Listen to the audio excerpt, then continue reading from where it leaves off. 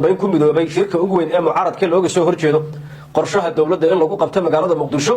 يا كقيب قليا محاسة كلا صعطها شركة إن لقوا مدينة يا معارض ككد من القادر أيه قانا كذا له جان كدلك يا ربها دورشة مدحوين عرو ميو كسي كذا دلك إثيوبيا بحوسي هاي دجالك عصب عرقية جيل واربحين كلا قصة بسن سفرك مدحوينها السومالي لان مركلا uga baxaya Hargeysa ayaa faahfaahin doona sicir bararkii ugu xoogana oo ka taagan Jubbaland iyo shacabka Jubbaland oo la dhiban macluul xili warar hoos sheegayaan in madaxweyne Madoobe uu iibiyay dhul ku yaala magaalada Kismaayo oo ay leeyahay dawlad warbixin kale ku saabsan ayaa eegi doona hogaamiyaha midowga Afrika Muuse Faki Maxamedna kulamo xoogan ayuu ka wada magaalada Casmara kulan ayuu la qaatay madaxweynaha Eritrea muxuu hadaba kala hadlay iyo madaxweynaha Rwanda باول كجامبا أو وير العروس كقاضي مدحوينيال أفريقيا حل مدحوينها الصومالي حسن شيخ وكقيب قال يشير دقة والله جه الله يو حالة DR كونغو يسدوا كنا دجال كرواندا يو كونغو قدرنا أصلا كوفا فهيدونا مقال كذا وضيال جالسية دتك الصوماليات وربحنا ده ورك دقة يا معلومات كقصة أبصن الرماها الصومالية يدريدا أو نغير تنكوي من السود وجمعه كوي صدق كبيش جانوري لبعض كون شن لبعضك حاجة قدب كنا كوبادة ينكو باللعبة يا سياسيين تمعارض كأيان ليه هاي بش فبراير وبري باللعبة ليس فرق برلمانكا وحي كذب بيا وحمد دوشة كفر من الدور الشروينة الغش جاي شركة معارض كلوجو مدينة يو سياسيين تدلي ده يصدق كالساملي ده السياسة ده يهجمياش استيدن أيان شركة زي كودا قيم جري بدحوين ياشي هراء الصومالية رئيس الوزراء الهراء والسيرو يمسؤولين حلال كسوقة الصومالية أيان دمان كقيم جري الشراب كان سلام كوهنا والبحنت شركة أيان الجودة إن لقوا مدينة السياسيين تبعارض كيس كوارك تدا هين كوس أبصن إن يعني قام وذا جاي صارن كده وحفر من دور الشروينة سيدا وربحينتو الشيء يسوع لو شهور جدا قرشها الدولة ده دور الشوينكا بدل كدستوركا جد كدور الشضا يقود بكلوا وين شنطة بشة فبراير أبى شنطة بشة فبراير إلى اللحدة بشة أيام لقوا شركة إنه فرمها دي جدولينتي سيسوي حساب بدلين سيدا كوه إنه حكت وحركة قيب قلية مدحويني أشي هراء الصومالية فرمايتو شريف شيخ أحمد رئيس الوزراء الهراء حسن علي قيري عمر عبد الرشيد عبد الولي قاص شريف حسن شيخ آدن عبد الرحمن عبد الشكور إيه سياسيين كله هو وين حكته وحي شيء يسا شركاس إن كالين أي كلهن مامورات جبلان إيه بوتلان ودونية إن كسمايا للسوق تجا مركز شركاس اللي قوم يدوبه لقنا قيب قالوا على مسار كأحمد ودونية بش فبراير إن السوق آدن برتمه ده إنه كوكب تبع عرض كسماي واصلا نكوه اللي نحجها صباحي سياسيين معارض هي سيدو كلام وحي كالين كلهن موشين كلا جوا ده حكومة حمزة عبد بره أو برلمان كلا صو مرأيو كل ما يوجد بيكاد عاي مقالة إسطنبول مقالة أنقرة كوه يلا تركيا هي مقالة نيروبي دالك كينيا هي سيدو كلا إسلام مقدسو هي وراه الشيء يعني إن اللي جوجو أميي ماجور تيجا برلمان كله يذكر عن إن حلك لقى قادو حكومة حمزة عبد بره قار كبير قدوم برلمان Soomaaliya gaar ahaan golaha shacabka ayaa la soo warinaya in arintan kaalin xoogan ay ku leeyihiin raalina ay ka yihiin wana sababaha ugu waaweyn ee loo nisbaynayo sida aan ku helayo xogaha hoose iyo macluumaadka soo baxaya ku saabsan inay suurtagal tahay isbedel xoogan inay yimaadaan xukuumadda Xamse Cabdi Barre ayaa imika muujinaysa gadood ku saabsan arintan golaha wasiirada ee baarlamaanka ku jira ayaa la soo warinaya in amar la duldhiga ku saabsan xildhibaan walba wasiir walba xildhibaankiis reerkiisa inuu ka dhaadhiciyo inuu san ka qayb qaadan mooshinka lagu ridayo xukuumadda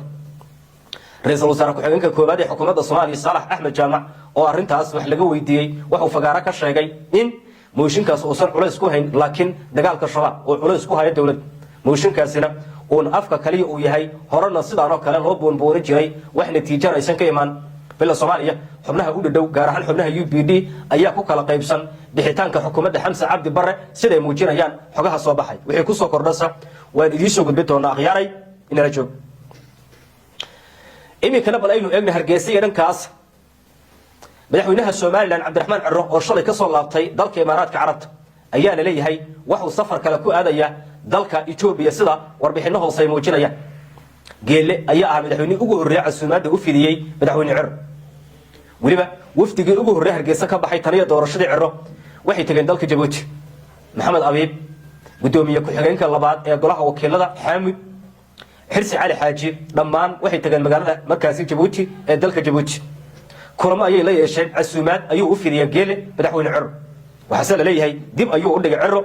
casuumaadda geelle sabab la xiriirta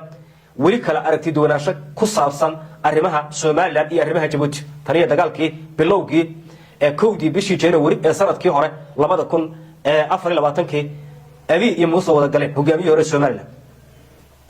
sida hadda aynu ku helayno xogaha diblomaasiyadda ay soo taraya xubno ka tirsan xukuumadda Ciro ayaa waxay u sheegeen warbaahinta Suudaanka TV madaxweyne Ciro la filayo inuu dhawaan safar ku tago dalka Itoobiya kadib safarkii uu ku tagay Imaaraadka Carabta ujeedada socdaalkan ayaa la xiriirtay sidii looga wada hadli lahaa isla markaana loo cadeyn lahaa xiriirka u dhaxeeya labada dhinac kulamo ka dhacay dalka markaas Imaaraadka Carabta waxa ka qayb galay saraakiil ka socotay xukuumadda Abiy ee Addis Ababa saddex su'aalood ayaa arintaas sida warbixintu sheegayso socdaalkiisa diblomaasiyadeed ka taagan madaxweyne Ciro maadaama qariijku ka soo laabtay qayb kamid ah wadanka Imaaraadka Carabtana uu tagay isla markaana uu san cadeyn heshiisada la soo galay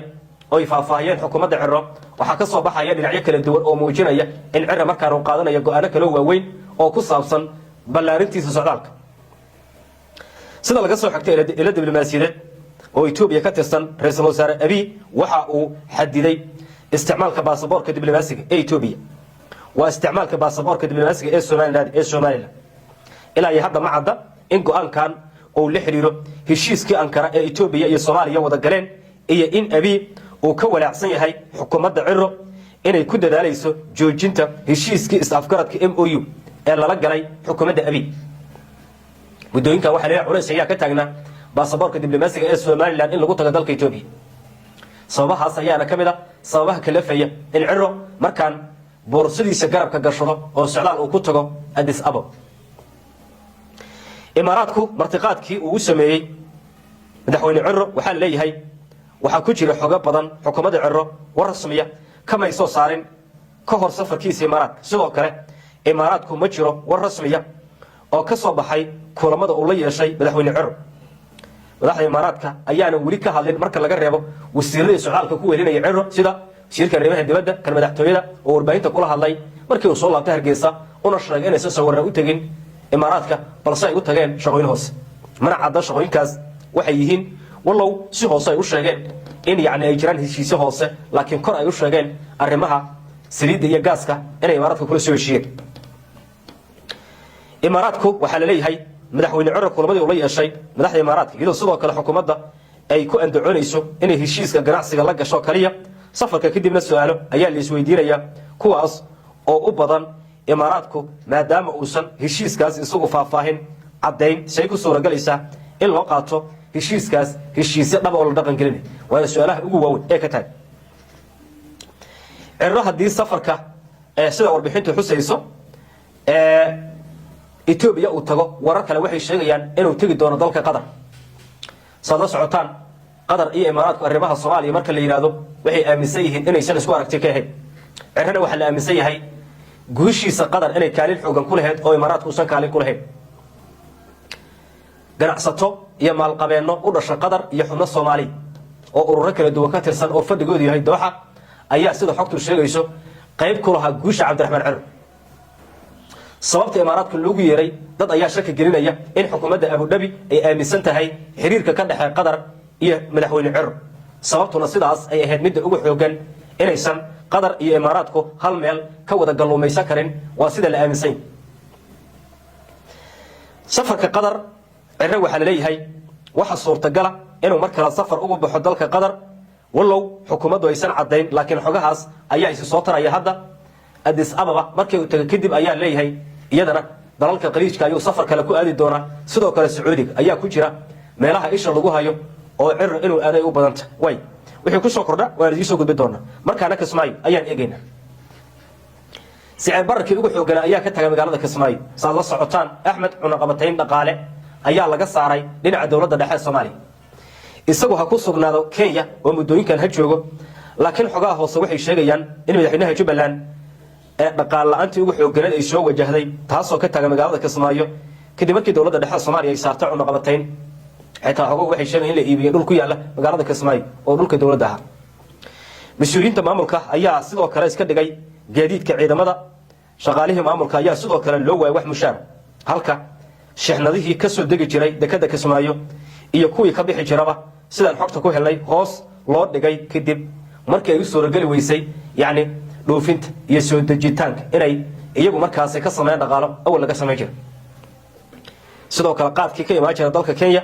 ayaa u joogsaday khilaaf u dhaxeeya dawladda dhexe Soomaaliya iyo Jubbaland Kenya ayaana wali halkaas ka wada kulamo siyaasadeed waa dalka Kenya oo lagu abaabulayo qorshe ku saabsan badbaadinta Axmedood madaxweynaha Jubbaland wuxuu sidoo kale Nairobi kulamo isdaba joog ah kula yeeshay ganacsato uu weydiiyay dhaqaale ku saabsan in lagu maareeyo howlaha Jubbaland iyo sidoo kale marxaladda ay lugaha la gashay oo ku saabsan dagaalka ku soo qaaday filla Soomaaliya oo la aaminsan yahay inay diidan tahay joogitaanka dadka reer Kismaayo ayaa aad u sugaya Saahid Axmed ee uu kala soo laaban doono dalka dibadiisa si loogu maareeyo sicir bararka ka taga magaalada Kismaayo iyo sidoo kale magaalooyinka kale hoos yimaada kuwaas oo la soo warinayo macluul xoogan inay ka jirto waana sida xaqiiqda weeye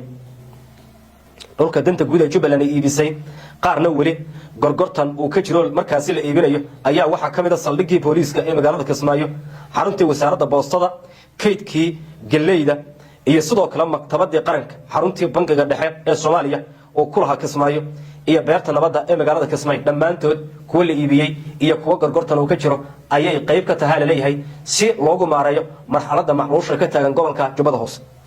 meelaha qaar waxa laga soo warinayaa cabashada dadka shacabka oo dhulkoodii lagu markaasi darsaday dhulka la iibinayo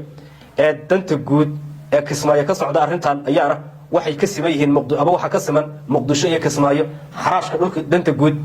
hadii madaxweyne Xasan Sheikh lagu eedeynayay dhulkii danta guud inuu xaraashayo markaana Axmed ayaa u diga rogtaal leeyahay isagoo iska bareejaynaya Xasanka loogu magac daray Xasan Xaraash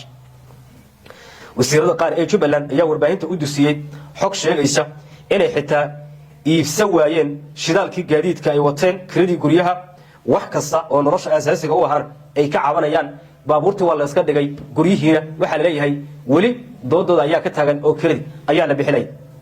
inkastoo Jubbaland ay dagaalkii tooska ahaa oo ay uga adkaatay dawladda dhexe Soomaaliya kana difaacatay gobolka Jubbada Hoose iyo qaybo kamid ah gobolka Gedo haddana dhaqaale xadaafa ayaa uga baxay hardanka dagaalka ay la gashay dawladda dhexe Soomaaliya sidoo kale dhaqaale xoogan ayay ku weysay oo ay ka heli jirtay dawladda dhexe Soomaaliya taas ayaana ka dhigan mid kale oo suurtagal ka dhigaysa in ay doodaas ay noqon doonto mid Axmed Saameyn ku yeelan doonto almuhiim wixii ku soo kordha wanaagi doona markaana aynu eego madaxweynaha dalka Eritrea asaas Afrika ayaa dalkiisa ku soo dhaweey hogaamiyaha midowga Afrika Masar Muuse Faki Maxamed kaasoo lagu wado inuu kursiga baneeyo sida warbixinta xusaysa madaxweynaha Eritrea iyo gudoomiyaha guddiga ee midowga Afrika ayaa kulan culus ku yeeshay magaalada Asmara ee dalka Eritrea kulankaas ayaana daarnaa saddex ujeedo waaweyn madaxweynaha Eritrea ayaa 30kii bishan January ee soo ku beegneed Asmara kula kulmay hogaamiye Muuse Faki Maxamed gudoomiyaha guddiga midowga Afrika sida uu bayaanka ku sheegay wasiirka warfaafinta dalka Eritrea Yemere ninka lagu magacaabo oo warbaahinta la hadlay Yemere waxa uu sheegay in wada hadaladan ay diiradda ku saareen caqabadaha hortaagan ururka qaaradda iyo qorshayaasha mustaqbalka iyo qodobada xiisadda Eritrea iyo Ethiopia cirka isku shareertay iyo qodobo kale waaweyn taasoo ku sheegay in madaxweyne Muuse waalidada hogaamiye Muuse iyo madaxweyne Afwerki ay go'aano waaweyn ka gaareen sida ku sheegay wasiirka warfaafintu warbixintiisa Yemere waxa uu sheegay in wada hadaladan ay diiradda ku saareen caqabadaha hortaagan ururka qaarad iyo qorshayaasha mustaqbalka intii uu socdo kulankan Muuse Faki waxa uu carabka ku adkeeyay in horumarka Afrika ee la gaaro uu yahay mid aad u xoogan sidoo kale gudoomiyaha ayaa waxa uu xusay isku dhacyo badan oo gudaha iyo sidoo kale kuwa dawlad goboleedyada argagixisada qayb ka yihiin juqraafiga Afrika iyo sidoo kale fagaarayaasha caalamiga inay xanibeen horumarka ayuu yiri wasiirka warfaafinta waxaana uu sheegay in Muuse Faki Maxamed uu ku booriyay Eritrea inay door firfircoon ka qaadato wax ka qabashada arrimahan taagan iyo culeysyo waaweyn kulankan ayaa leeyahay waa kulan mid qodobada qaar kor loo sheegay qodobada qaarna ay ahaayeen qodobo si hoose looga hadlay xog hoose waxay sheegaysaa inuu fariin ka siday ra'iisul wasaaraha Ethiopia Abiy maadaama fadhiga midowga Afrika uu yahay Addis Ababa laguma xusin warbixinta laakiin wasiirku soo saaray fariinta uu siday xogo kale oo warbaahintu ay soo dusisay ayaa sidaas sheegay asaas Afrika ayaa dhankiisa hoosta ka xariiqay muhiimada